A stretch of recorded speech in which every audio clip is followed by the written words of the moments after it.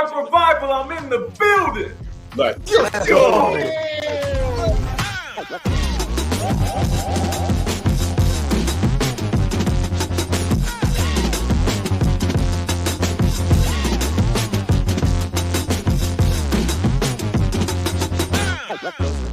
Live with the Wolf Roar! Let's go. Let's go.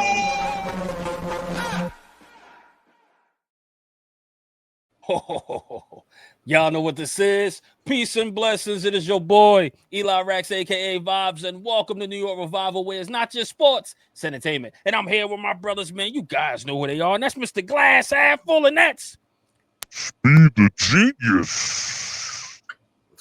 Let's go, baby. Let's go. I can never get tired of that. That's great. And of course, with my brother with the big cojones, he's amazing, trailblazing, the humor god himself. El Jefe is in the building. Hef, I like that intro. I ain't gonna. Oh yeah, that's here to stay. That's here to stay, brother. I feel good. And of course, shout out to you. Yes, you the revivalist that's in the chat. Please hit that thumbs up, share this video, and subscribe to us. Don't forget, we're on Spotify, we're on iTunes, guys. Let's make this quick because we're going to go and recap the NFL. And, you know, we try to split up these shows for you guys. We do betting on Fridays, around the NFL Mondays, and Tuesday is all about the Giants for you. All for you, man. So, half speed, man. I got the notes, but I want you guys to start us off. Man, this is come on. Y'all started off. Y'all do this show. Come on, man. Come on. Yeah, I mean, listen, if you want to hear about the Giants, we're going to save it till Tuesday. Yeah, because we have a lot to unpack there. We're not going to waste any time on a Monday. We're already depressed enough. Let's talk about the other games, right? This is our NFL show, baby. Let's do it. Let's do it. And I think should we start with where do you want to start? You want to take this? I'm going to start with this, man, and this is kind of the icebreaker, and you guys are going to be like, what the hell, E? But Daniel Jones is 4-1, guys. Oh, what the hell, E? Why? You know, I have to because you know what? The mentions are coming. The people are talking. They're looking at us. They understand. So we're going to give credit when credit's due. 212 yards, freaking 2 touchdowns. Daniel Jones, 20 for 26 or something like that it was. But the guy's playing, and he's playing well. And we'll dive in a little bit more of Daniel Jones and the Giants Tuesday. Wild, dude. But 4-1. Congratulations to Daniel Jones and the Colts, man. That's all I got to say about that. Anything else? Anything else, guys? Well, it's not just they dropped a 40 burger. Daniel Jones rested the last 10 minutes of this game.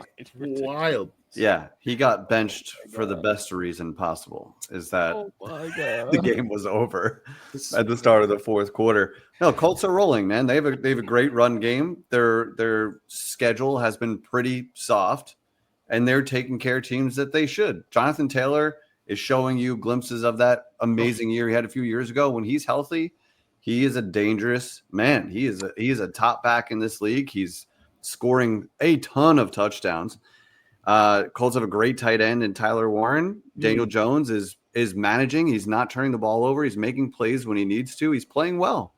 That's it. Yep. Colts are rolling, man. That throw in the back of the end zone was a beautiful throw. I will say, to Pittman, like you said, he's got great weapons. He's got, stability in the offensive line. He's got a decent system, playing a pretty soft schedule. That all adds up, man. It all adds up. So good, kudos to him. He's one of the long line of people that are getting better as they leave the New York Giants. It just is what it is. And listen, we could talk about the soft schedule, but when you're a good team, you're supposed to whoop on these teams. And a 40 burger, that's a whooping. That is an old-fashioned whooping spanking, as far as that. So he's taking care of business, man. Shout out to Daniel Jones. I believe they're the leading scoring team in the league right now. And I think they were even before this 40 burger. So they're going to hold that spot down. Oh, yeah. But when you beat up on teams you're supposed to, it gives you confidence to go against the better teams. Because then you start – there's a winning attitude in that locker room. Yeah. It's contagious. You kind of see it. You see the Pats, the Patriots after last night. We'll get into that game in a minute, but the Colts just have it. It's working for them right now. So they're a team not to be messed with in the AFC at the moment. And now they got the Cardinals. Cardinals coming in, which that could be another They're You know, rolling, bro. Their Yeah. schedule is nice. That's dude. another win. That's another win. And dare I say, Daniel Jones, comeback player of the year? Dare I Well, say? I mean, what is he coming back Yeah, from? where's he coming? The Giants. He's coming there back. you go. That's an award in itself. Dude, it should be Award in itself. an annual I left the Giants and now I'm good award. Comeback And- player award, injuries, retirement, and Giants. That's Yep. what you come back from. Yep. Yes. You on to something, Hef? How Yeah. about the New York Revival leave the Giants and be better award? Yeah. You're on the Revival. We'll do that at the end of the year. McKinney, You can have it a weekly. We can Saquon, make it yeah, the award. yeah. Like, different people get it every Barkley, Sterling Shepard caught a touchdown yesterday. Oh my He god. made this man retire. Oh, my Wallace God. Caught a touchdown yesterday. Shepard, Oh my god. former Giants just- let's shining just everywhere else. Let's just do a list. Let's do a list. list of all the former Giants and how good they're doing, and we can have a whole fantasy team. All right, let's keep rolling here. Okay, we got games. Speaking of former Giants, Saquon Barkley and the Super Bowl winning Eagles suffer their first loss in 287 days. Oh my god, Hef. Yeah, you Is do that the- a real stat? That's an Is that actual stat. Wow. Oh my Actual god, stat. Hef. Bro, they've won Why'd you say something that? like 19 of their 20 last games. You know, this goes back through the Super Bowl run, through the, it goes back to last year. They haven't lost a home game in over a calendar year. Dude, absolute rolling. But if you watched on Friday, me and Spiro called this upset game. Spiro put his money where his mouth is. He took Denver in the points. He didn't even need them. Broncos win 21-17 over the Eagles. Speed, did this go as you expected? Yeah, the Eagles. Well, it was either going to go one of two ways, right? Either the Eagles were going to wake up, or this was going to continue happening, and they just look lackluster again, especially in the second half. They got up 17-3, and then they just shut it down. Like they just went into cruise control. They're not running the ball as well, though. This is the difference between last year and this year. They're not running the ball as well. They can't salt away the clock, and they're stuck at this number every second half of these games. And this time, it came back to bite them. Broncos scored 18 unanswered to win 21-17 when it was 17-3. Unbelievable. The Broncos defense kept them in check, as we thought would happen. We thought it'd be close. And, they ended up pulling it off in Philly. Impressive win by the Broncos. They're back. And the Broncos made them one-dimensional, right? Like you said, the running game hasn't been the same as far as this year, right? So you're putting the ball in Jalen Hurts' hands, and now you kind of see, man, if you put it in his hands, maybe certain bad things can happen, or maybe he can't win the game on his own. He needs the help. You know what I mean? We always said that Jalen Hurts has the perfect team around him, but those guys are chirping, those wide receivers, because he can't get them the ball as they want to. So you put it in Jalen Hurts' hands, you might have some different results there with the Eagles losing. So the Broncos figured it out, and it's a copycat league. Let's see if they can bounce back, which is the Giants. Oh, my God. Wish they have the Giants. Let's see how that goes. Perfect right? time. Perfect Perfect time. time. I'm sure they'll bounce back with no problems to me. I'm just saying. But I'm sure. But again, you put it in his hands, and those better teams that are coming along, you're going to see, man, maybe the Eagles could be had. Maybe. I don't know if they'll repeat. Because we even have said it last week during the betting show. He was like, man, they're just fool's gold to me. They're fool's gold. I don't think they're the team that they once was advertised when they won a Super Bowl. And you're starting to see it right now, especially with the Broncos laying that blueprint out. Yep. And their receivers have apparently, it's reported that they're frustrated in the offense. And I think it was Emmanuel Eko. What's his name? Yeah, Acho. I believe Yeah, Acho, sorry. Acho, yeah. Sorry. He made a video last week coming out talking about, the game before last, A.J. Brown gets all these targets, and maybe he finished the game with 9 or 10 targets, but they were like dirt targets. They were like literally in the dirt or over his head or in his general direction or behind him. Like it's not like in the stat sheet, you're looking at, oh, he's involved. No, he's not. They're not scheming him open. So they're getting frustrated. So that's one undefeated team that goes down. And the other undefeated team, the Buffalo Bills, also goes down this week. The Patriots with their signature win. This was Drake May's coming out party. Yes. When you are drafted to this division, you look right up at Josh Allen and the Bills as the benchmark. And he came out to play. He had one of the best throws of any quarterback that you could see along the sidelines. Stephon Diggs looked absolutely possessed in this game. He wanted this in a revenge game against Buffalo, and the Pats win 23-20. Eli, what did you think of this letdown? Is this concern for the Bills, or was it just the Patriots having their number here? You know what? I think the Patriots has had their number. Like you said, Stephon Diggs, the revenge game, all of this stuff was just a culmination of them putting a win together. But Drake May, like you said, is coming into his own. So it's starting to see this guy grow into the quarterback that you expect him to be, right? But I'll tell you this doesn't grow for concern for Buffalo at all. I still think they're Super Bowl contending type teams. I think they'll make it there. They're not like the Eagles at all. It's just that it's a division game. We understand that they play each other hard, right? They play each other tough, right? And you just go, all right, they just got one off. Is it? Yeah, the AFC East, right? Mm-hmm. So these go, man, they just got one off. Like, it's all right. This is a tough team. This is what division rivals do. But I'm not concerned at all with what Buffalo can do in this league. I think, like I said, Super Bowl contenders, they'll bounce right back with no problem. Yeah, their schedule is not a problem either. No, for the most part, they'll be fine. Absolutely, going to steamroll into the playoffs. Agreed. Speed, what do you think? Listen, this is my boy. This is my QB1 last year. You know, I know Daniels came out with his hair on fire last year, but Drake May, I believe, has elite potential, and he showed it. You know, the stats don't jump off the the box score. Yeah, but he directed his team perfectly. He won a tough road game on the road. Didn't make any mistakes. Kept his team moving the whole time. He scored 23 points. Shout out to their defense, though. That defense holding Josh Allen in check was, how they won that game. But make no mistake about it, Drake May and Josh Allen is going to be a fun matchup to watch for years to come. Drake May has officially arrived. I am excited for all these matchups going forward. And now, you have to look at the Patriots as a serious contender now, man. They went into Buffalo and beat the Bills. That puts you on the map. They are on the map now, man. And as a Giants fan, I can't help but be jealous what happens when you have a coach come in there and legit be a culture changer. And Vrabel just has this team believing. You see the videos afterwards, every player hugging him after the game, they're building something special over there. And good for Patriots fans. They've been down for so long. I know. Yeah. What they have 2 or 3 years of not being in the Super Bowl, and now they're going to be.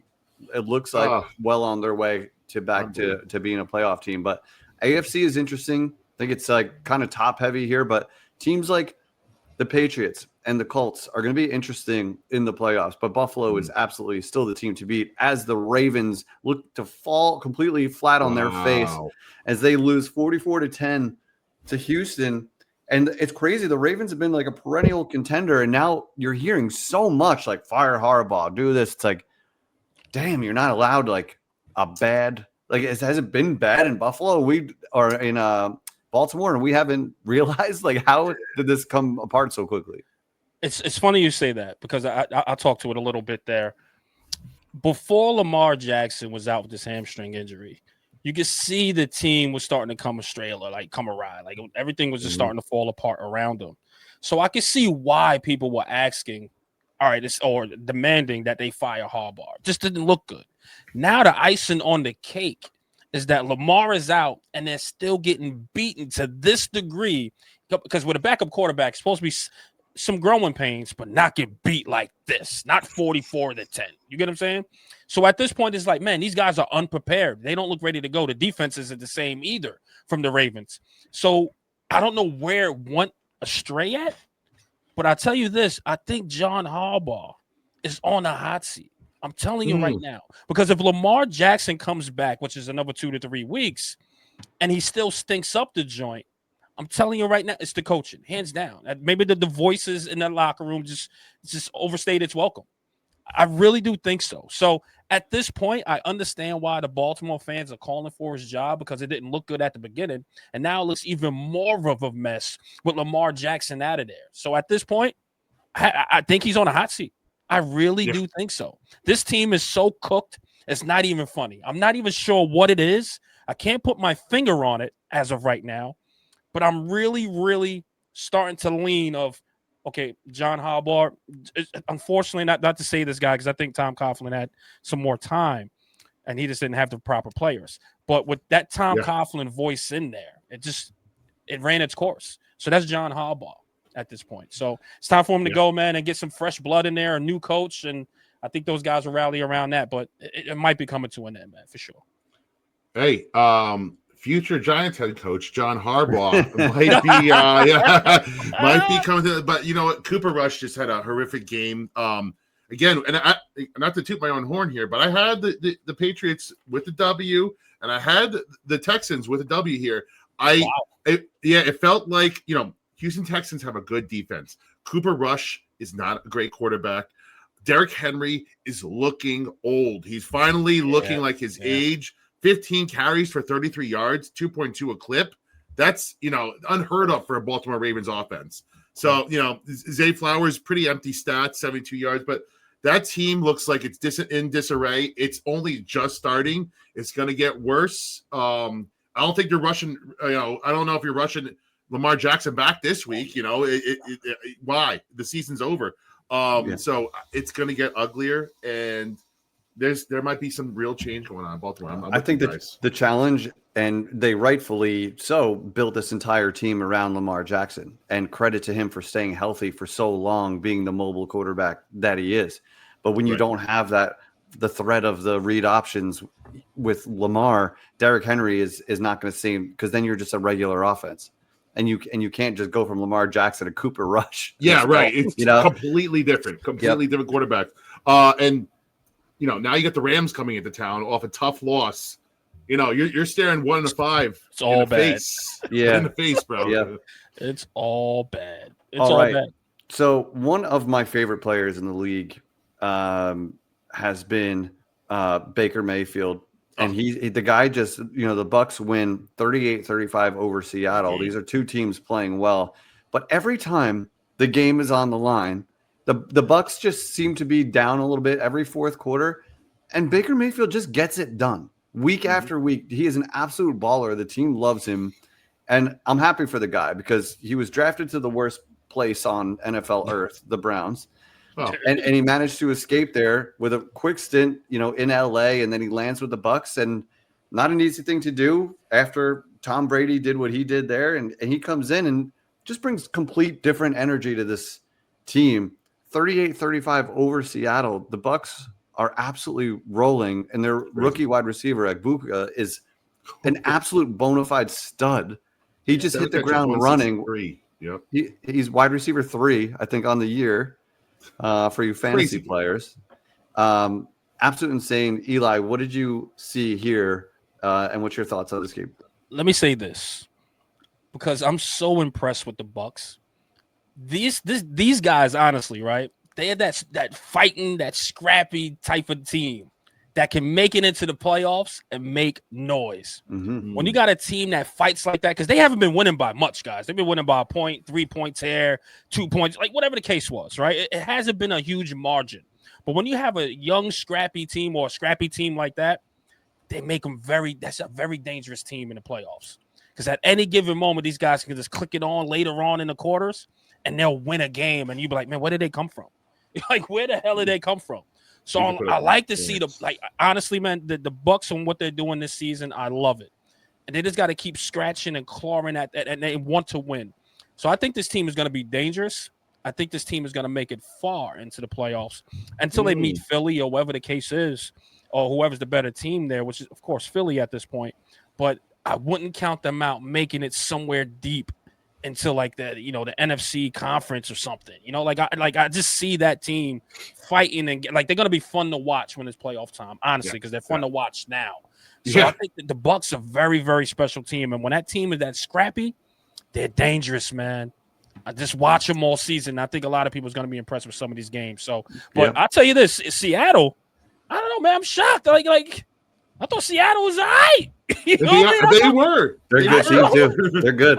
And they're still okay. Don't get me wrong. They're still okay. They'll be fine. It's just when it's later on in the season, I don't see these guys going too far. Yeah, they'll be the wild card or whatever the case is by the end. But I just don't see them doing anything besides wild card. But the Bucs, I see them going far. Yeah, I don't want to sell Seattle short here. Like, it took a fluky interception at the end of the game to put the Bucs in position to kick a field goal. This game was going back and forth. It was literally last person with the ball was going to win the game. Like, Sam Darnold went out through for 4 touchdowns and one fluky interception. Like, he had a perfect stat sheet. He got hit. The ball ricocheted off a defensive lineman's helmet and it Helmet. got picked off. Like great play. That was bizarre. Yeah. That play. Yeah, it was wild. But Baker Mayfield, 379 yards, 2 touchdowns. They're doing this without Mike Evans. He hasn't played for the last 2 weeks. That's the most impressive part. And God bless you if you had somebody on your fantasy team on both sides of this, because Ibuka went off. Rashard White, filling in for Bucky Irving, 2 touchdowns. If you had JSN on the other side, he went off for 8 catches, $132 and a touchdown. Like, this was fantasy delight here. So I was personally loving this game. And this is, if you're a Giants fan, I was like, Giants fans, tune into this game because this is what real football looks like, man.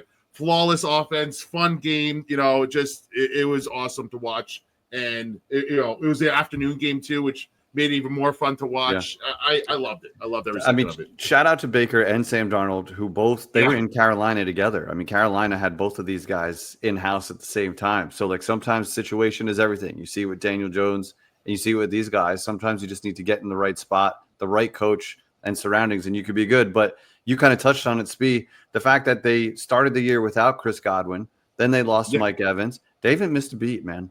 They have not missed a beat. That's good coaching and good drafting. That's just a sign of a healthy franchise doing things right. And just a heads up. Good. Oh, yeah. Sorry. They play the 4-1 49ers this week in Tampa. Going to be fun to watch. That's a good one. After that, the 4-1 Lions, Bucks Lions. I mean, those are going to be 2 really good games to watch. Yep, and the Bucks were scrappy last year too. They, like the Lions, just got in the way of Jaden Daniels' Cinderella run. Yes, Jaden Daniels took both of those teams out last year on the road. Insane. Incredible. So our last game to highlight here with one of the most bonehead plays that we've now seen 2 weeks in a row is the Titans over Arizona. And another Speed, just talk about it because I'm going to get upset if I talk about it. Well, I'm going to get upset too because I picked this guy up, DeMarcado. He was in line to salt. The score is 21-3, I believe, at this point. And this guy breaks off a 70+ yard touchdown, would-be touchdown run. He's traveling along. He slows down the last 5 yards, and again for the second straight week, a stupid player drops the ball before he scores a touchdown. Why are we doing this? It should be every team should be posting this on their clipboard, on their video board before every game. Bang it into these guys' heads because this is the most I've ever seen it happen. It's wild. So he drops the ball. It would have been 28-3, game over. Instead, fumble, touchback, and the Titans get right back into the game. And I'll tell you one more thing that happened in this game. Another just wild circumstance. This game would have been, it was 21-12. Cam Ward's driving. Ball gets tipped. Arizona picks it off. The guy hits the ground. He fumbles. 2 Arizona Cardinals had a chance to pick it up, just fall on it. They boot the ball into their own end zone. Tyler Lockett picks it up and scores a touchdown to make it 21-19. Arizona eventually gets it back, and they score a field goal to end this game. Wild game in Arizona. That's the game I should have watched because that game I wish I watched that one. I didn't, but I just saw a little bit of those highlights piece. So thank you so much for filling me in. But that's wild. That is absolutely Cam Ward's first win. Cam Ward's first win. I mean, imagine being an Arizona fan this morning you had a walk-off touchdown where you just willingly left the ball at the 1 yard line or whatever and watched it go through. And then one of the most bizarre plays of all time is the interception, fumble, booted into your own end zone, touchdown. I mean, one of those plays ends a game. Unbelievable. All right, that's around the NFL, baby. Highlighting our favorite games from the weekend. There's been one crazy story hovering over us this NFL weekend. Eli, you want to talk about it? All right, guys. So, of course, guys, you've seen on X and all social media platforms.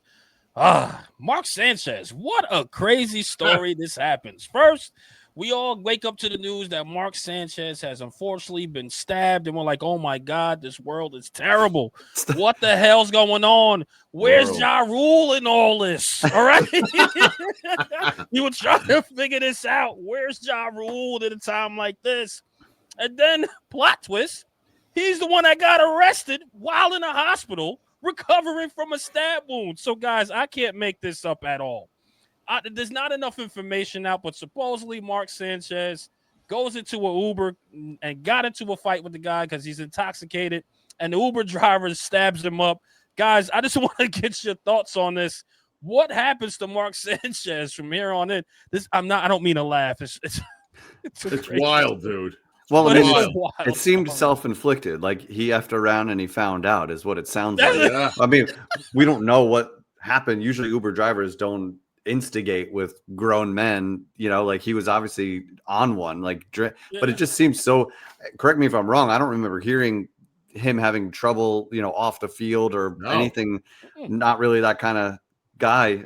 I mean, he's been around the NFL for 15 years. So, he'd never hear anything like this. But this is, I mean, maybe this is the one thing that'll make people stop talking about the butt fumble when his name comes up. Yeah. This is even worse. The only thing that could usurp that was this story. Unbelievable story. And it's funny, just, what added to this was that everybody came out initially saying, hey, prayers for Mark Sanchez. What a great guy. Everybody, great guy. Can't believe this happened to Mark Sanchez. Prayers out to Mark Sanchez. And then the details come out slowly but surely. This guy's a 59-year-old dude, grease truck driver, defending himself. And now the video comes out. You see Mark Sanchez walking around a corner, stumbling, like shit-faced drunk. Oh, I didn't see the video. And who knows what else he's on? Yeah. Who knows what else he's on at the time? Mark Sanchez, goes, and the pictures of the guy that in the hospital bed, he's got a hole through his cheek, it blood all over himself. Just gruesome to see.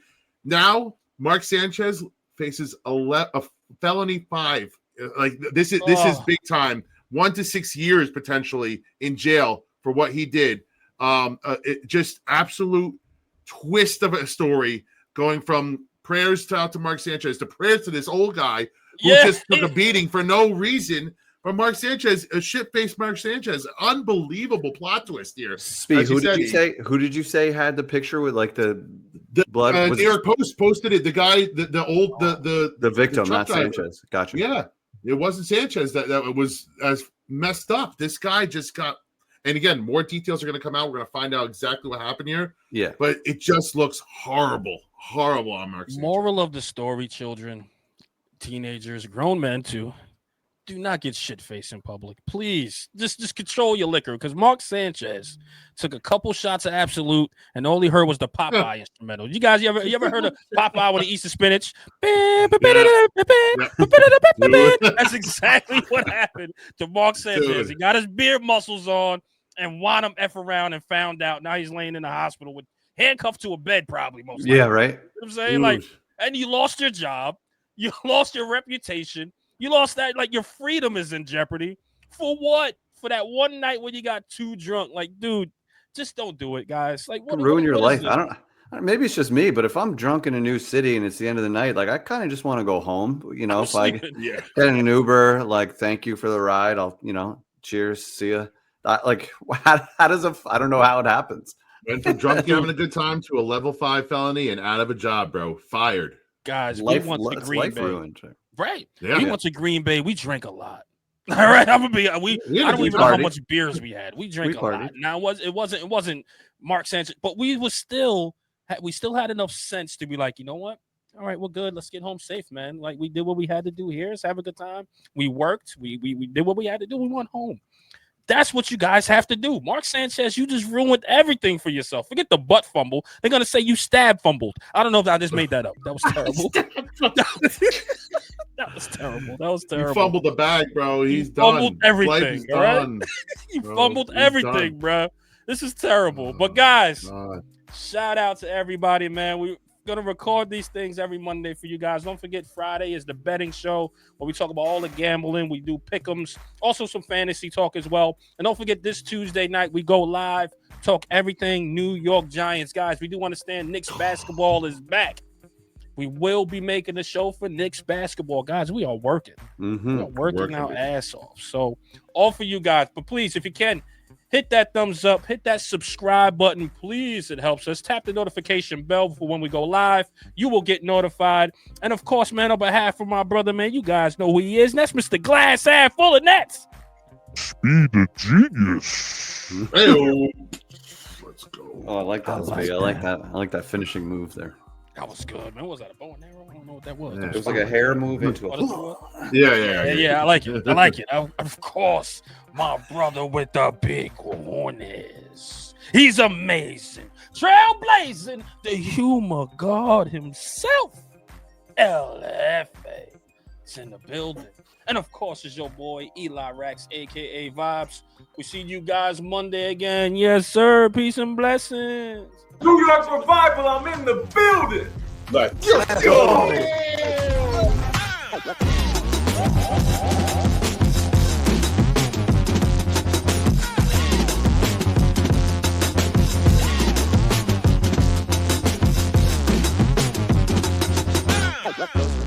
Live with the Wolf High Ground. Let's go. Let's go.